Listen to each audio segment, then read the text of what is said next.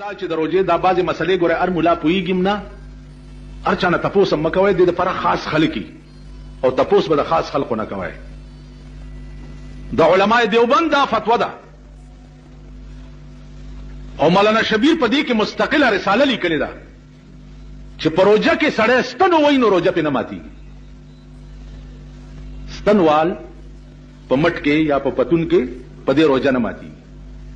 روژه په هر هغه شي ماتېږي چې هغه جوف د دماغو او جوف د خېټې ته معدې ته رسي په هغې روژه ماتېږي. چې کوم هغه مستقر د جوف ته کوم شی نه رسي په هغې روژه نه ماتېږي. د انجکشن دوایي په غوښه کې سرایت کوي او جوف د معدې ته هم نه رسي او جوف د دماغو ته هم نه رسي.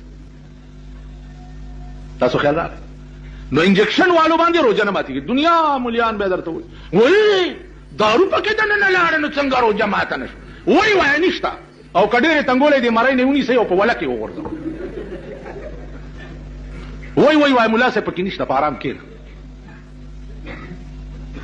بنیادي خبره ما تاسو ته عرض کړه چې په هیڅ انجکشن روژه نه ماتېږي. دا تحقیق چې علماء دیوبند کولو او دا فتوا یې ورکوله نو د دنیا ډاکټران او ماهرین